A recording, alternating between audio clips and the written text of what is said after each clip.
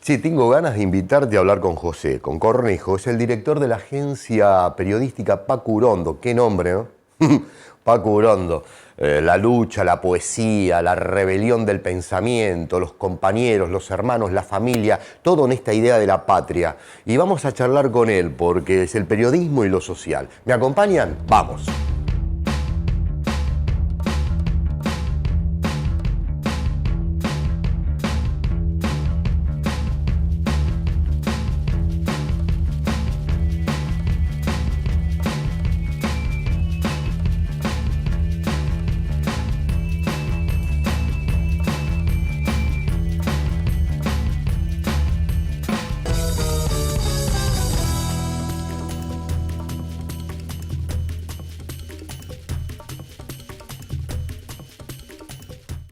¿Qué tal? ¿Cómo están?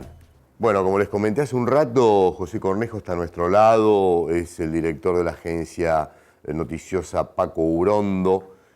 Vamos a charlar con él sobre la comunicación, sobre la construcción de ideas alternativas, en esta batalla mediática que tenemos en estos días, que padecemos muchísimo con el secuestro de la información, con todo lo que venimos hablando sostenidamente en Feos, Sucios y Malos. José, ¿cómo te va? Gracias. Gracias a vos, Omar, por invitarme.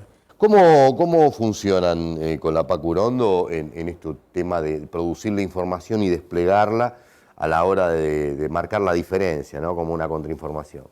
Sí, a ver, la pregunta que vos haces es una pregunta difícil en el sentido de que cuando uno construye una agencia y trata de darle sustentabilidad en el tiempo, la primera pregunta es, bueno, ¿qué aportamos nosotros a un mapa de medios que ya existe? No solamente por el mapa opositor o de medios hegemónicos, sino también porque dentro del campo popular hay un montón de experiencias muy ricas en comunicación y bueno, esos ya tienen un aporte hecho, entonces uno tiene que encontrar qué le puede agregar a eso, ¿no? Para no superponer, digamos, cosas que en algún sentido uno siempre trabaja con recursos del pueblo y eso hay que administrarlo inteligentemente porque lo que estás usando otra persona no lo tiene. Y la verdad la agencia es una experiencia que, lo que nos facilitó esta discusión es que la agencia es una experiencia que tiene 10 años ya. Y cuando nosotros arrancamos a armar este esquema, la verdad que la cantidad de dispositivos existentes de comunicación en el marco del kirchnerismo y sobre todo con anclaje en el territorio digital eran bastante pocos. De hecho, nosotros arrancamos la experiencia a fines de 2005, principios de 2006 y todavía no existía ni 678. Duro de Mar existía, pero de hecho tuvo una cobertura pro campo en aquel momento. Entonces, sí, era más fácil identificar desde qué lugar ponerse y desde dónde aportar. Bueno, en 10 años de acumulación comunicacional del campo popular, en realidad uno va tratando de sofisticar la producción que nosotros hacemos y en eso hay planos donde nosotros le concedemos a los medios hegemónicos que está bien buscarlo, que es, tiene que haber, sobre todo en Internet, donde la velocidad es muy importante, hay que tratar de conseguir algunas informaciones, la agenda que a nosotros nos importa, que no es compartida en algún sentido con los medios hegemónicos, pero sí compartimos la idea de que la velocidad en la presentación de información, de conseguirlo antes, en algo que en el marco de la guerra comunicacional se ha devaluado mucho, que son las fuentes, para nosotros eso sigue siendo importante, la velocidad de las noticias. Si uno se equivoca, que puede pasar, porque pensá que nosotros, Omar, llevamos 16.000 notas publicadas. Obviamente te equivocás, pero si uno se equivoca, hacer la autocrítica de las publicaciones, tratar de construir las mejores banderas del viejo periodismo, digamos, de la fuente chequeada, de la estructura narrativa clara. Nosotros festejamos que existan experiencias de comunicación como Anfibia y todo lo que es la cultura del Arcón, pero creemos que en algún sentido ese periodismo es un periodismo de lectura lento, largo, universitario y que tiene un perfil de élite. Nosotros festejamos que existe ese periodismo, pero me parece que los recursos literarios tienen que estar subordinados a un periodismo de velocidad, de información, de gacetilla. Nosotros reivindicamos la gacetilla como mecanismo de información porque el tiempo para nuestra clase trabajadora es algo muy valioso, porque lo disputa con la patronal. Entonces, tratamos de pensar siempre un periodismo que recupere las mejores banderas del periodismo clásico, pero bueno, adaptado a la velocidad, a los tiempos, a la lógica de producción del siglo XXI, que bueno, ¿no? Nos tiene a todos autoexplotados y todo el tiempo estamos con el chiste de cuando armamos el sindicato del militante. Pero esa es la idea, digamos, recuperar un periodismo de vieja escuela en los tiempos que hoy corren. Vos sabés que te escucho, lo estoy escuchando y no sé si a ustedes les pasa lo mismo, pero yo tengo deseos de preguntarle en un momento de nuestras vidas donde hay poca lectura, hay poco tiempo para la reflexión. Cuando deciden la escritura, ¿esa escritura la piensan en términos estrictamente periodísticos en cuanto a lo técnico, la estructura, ¿no es cierto?, de lo más importante al principio, el relato, o buscan darle un campo de acción más literario para poder componer un background, un gancho más efectivo? Mira, por eso, una parte es lo que te decía, nosotros festejamos que existan periodistas como Alarcón, digamos, súper talentosos y con experiencias comunicacionales. La verdad que la misma universidad está discutiendo mucho, o por lo menos yo vengo de la Facultad de Periodismo de La Plata, doy clases ahí, y, digamos, y es algo que ha logrado romper el debate y es muy interesante la experiencia. Pero, a ver, hacer artículos web que traducido a páginas pueden ser 5, 6, 7 páginas, eso es un periodismo de clase. Digamos, no cualquiera puede dedicar ese tiempo. Digo, el militante tiene que encontrar el tiempo para formarse, pero... Sí, pero es pesadísimo. Pero vos sesgás Correcto. mucho con eso. Si nosotros, por ejemplo, tenemos un frente, una sección de cultura, donde nosotros trabajamos eso, y es como el laboratorio literario nuestro, y los recursos literarios son muy valiosos para el periodismo, pero tienen que estar subordinados a la lógica informativa y de velocidad. Es como el diseño. Digo, el diseño es muy importante hoy, y en la lógica web, los colores, el trabajo de diseño es muy importante. Ahora, el diseño no puede ordenarte a vos la información, tiene que estar al servicio de. Digo, pues si no corres el riesgo que seas solo diseño. Bueno, me parece que eso pasa. Yo creo que el campo del literario para el periodismo amplía los recursos, es muy valioso, no se lo puede entregar al litismo como el Diario de la Nación, y en ese sentido, no, cuando digo para el no estoy igualando a Cristian con la experiencia de la Nación, pero sí me parece que en el sentido de construir un periodismo popular en las redes en el siglo XXI tiene que tener una lógica de velocidad. Mira, el medio más leído en Argentina, el medio informativo más leído es el Olé. Las notas del Olé son un párrafo. Yo no digo que vayamos necesariamente a hacer lo mismo, pero el anclaje de Olé, la legitimidad que ha construido, no es solamente por el dominio hegemónico de la red de comunicación, de la estructura en el sistema productivo, sino porque logra una empatía con su lector. Digo, el lector necesita una cierta velocidad para informarse. Claro, yo me refería más a otra cuestión, ¿no?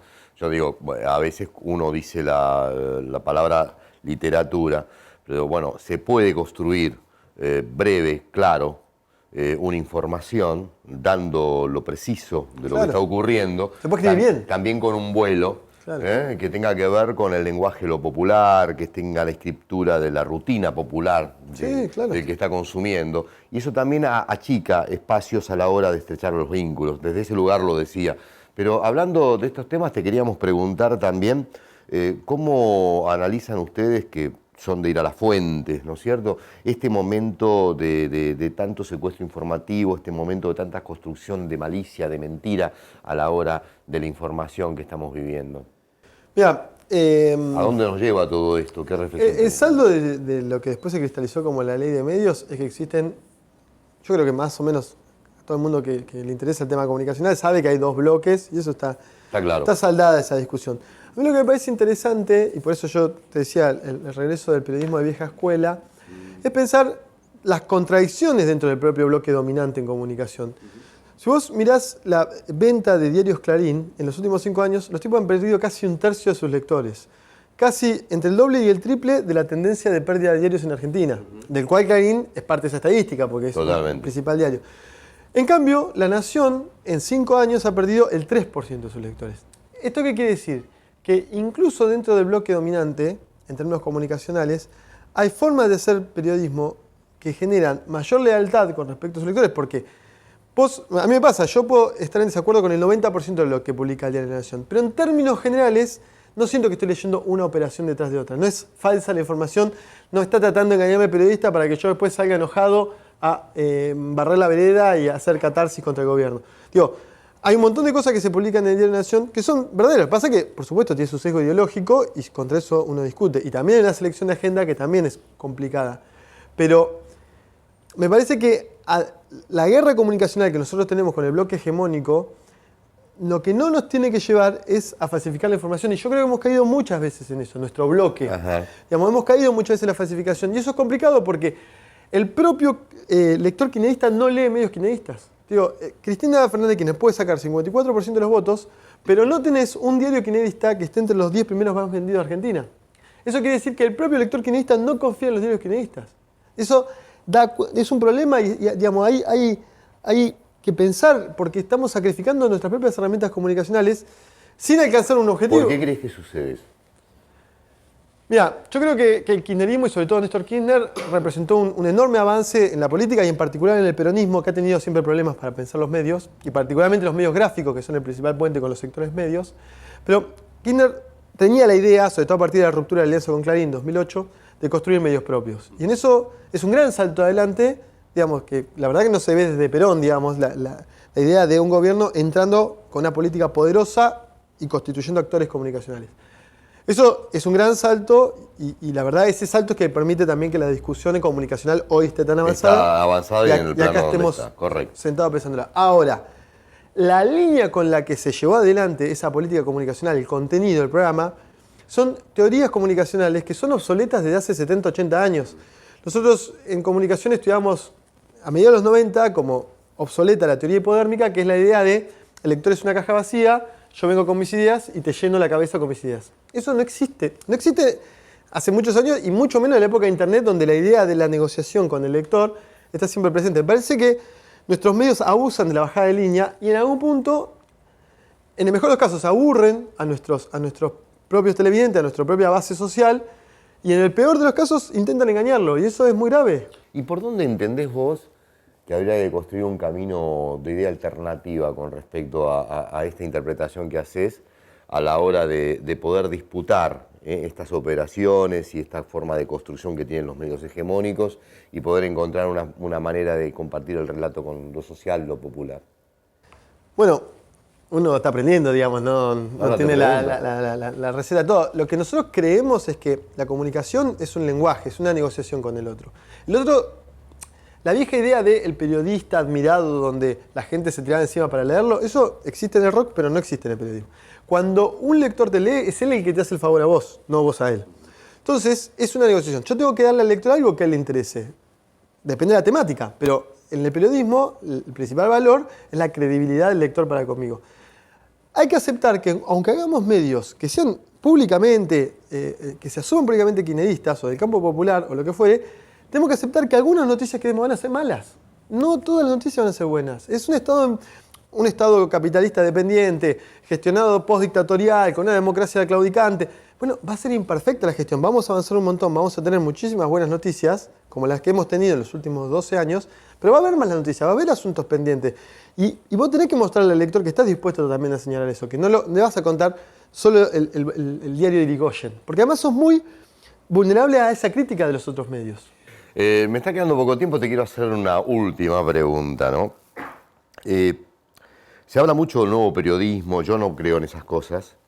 Creo que la lucha entre lo viejo y lo nuevo es un combate eterno, permanente. Pero la pregunta sería la siguiente.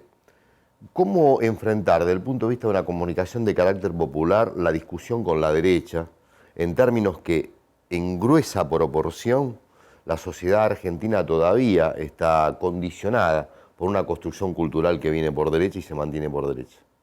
Si podés, lo seguimos el programa que viene. Me pregunta. No, sos el director de la Paco Urondo. No sé si a vos te lo tengo que preguntar. No sé si te va a ver, digamos, a ver, viste, esto Marlo vos lo sabes mejor que yo, el concepto de derecha ya es complejo, ¿no? Es complejo, como por complejo supuesto. peronismo. Estamos hablando del tema comunicación. Pero digo, sí hay todo, digamos, esto también desde Ramonet, en la década del 90, sí. Los grandes medios de comunicación son los perros guardianes del neoliberalismo. Esto es así, digamos, es una máxima Clarísimo. Que se sostiene. Ahora, ellos juegan, pero nosotros también. Quiere decir que si a nosotros nos cuesta avanzar, es porque ellos juegan bien, pero porque nosotros jugamos mal. Hay cosas que nosotros tenemos que corregir. No es que hagamos todo mal, hemos hecho muchas cosas bien. Pero como partimos de una correlación de fuerzas desfavorable, tenemos que hacer muchas más cosas bien que las que hacen ellos. Esto es un proceso difícil y está en aprendizaje. Yo creo que en algún punto el consumidor de medios, que cada vez es más, termina eligiendo medios conservadores más que por el contenido de la línea, por la calidad que se hace. Yo creo que hay que seguir trabajando la calidad de los medios que nosotros construimos. Yo creo que hay enormes esfuerzos de última generación de gobierno para mejorar la calidad de los medios. ¿Viste? La idea de festejar que uno sea un periodista alternativo, por suerte empezó a ser problematizada. Digo, no está bien hacer periodismo de modo pobre. Mientras más recursos tengas, vas a tener mejor calidad de producto. Mientras más gente puedas trabajar. Totalmente. Hay una idea de, tenemos que seguir levantando. Los niveles de calidad que hemos alcanzado son fenomenales, considerando nuestro punto de partida. Pero hay que seguir subiendo esos niveles al máximo posible y saber, y pensando esto, que son medios perfectibles y que se sinceren con el lector en términos de que hay cosas que se pueden mejorar y que hay que seguir trabajando. Y en esa idea me parece que... No es que porque si no, ¿cómo se explica que Cristina saque 54%? Que en el mapa mundial está del espectro de centroizquierda a la izquierda. ¿Cómo se explica si el lector es esquizofrénico? Si el lector compra todos los días a Clarín, claro. ¿Cómo se explica el voto? Está claro eso. Hay un problema, claro. Parece que nosotros tenemos que seguir trabajando en la calidad y el perfeccionamiento de nuestros propios medios. Si tu radio no llega o no se escucha... Digo, el TDA, por ejemplo, es un gran salto porque permite a la gente prenda el televisor y va al canal. Si tengo que poner la antena y buscarte, y bueno... Es más complicado. No te voy a... Digo, tengo que darle de comer al pibe, tengo otro problema. Entonces me parece que lo que hay que seguir trabajando es esto, en fierro, en infraestructura, en calidad, en la profesionalización de nuestra gente. Y creo que hemos arrancado un buen camino. Veamos si el tronco está fuerte para sobrevivir el tiempo que viene. Sí, me gustaría... Creo que a ustedes les pasa lo mismo, ¿no? Que esta charla se extienda, continuara, hay un montón de lugares... No tengo mucho más ideas, ¿eh? No, pero yo creo que sí que tenés, pero hay un montón de lugares que quedamos a mitad de camino para seguirla. Y qué bueno sería encontrar la manera de ponerte más cerca por aquí, tenerte de visita y hasta, ¿por qué no articular? Una de las cosas que son buenas, que defendemos mucho nosotros, es inventar permanentemente. Por ejemplo, ¿por qué no por un día... que la Paco Uronda tenga un espacio acá para que venga y pueda hacer su ejercicio periodístico? El aprendizaje tiene que ser permanente y mutuo. Todos estamos en la vida aprendiendo permanentemente. Por eso los invito a ustedes a que vean que en cualquier momento apareces por acá otra vez. Cuando quieran. Sí, gracias por estar acá. Gracias a vos, Omar, por la invitación y al equipo que hace este producto. Gracias. A ustedes, hasta mañana.